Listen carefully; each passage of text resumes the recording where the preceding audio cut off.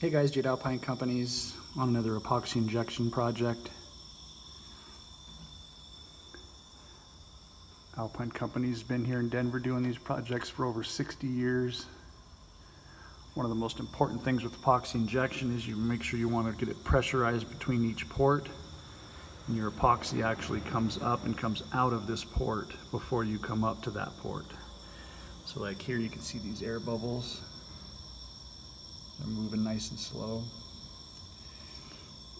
You keep checking this port until it's coming out of there.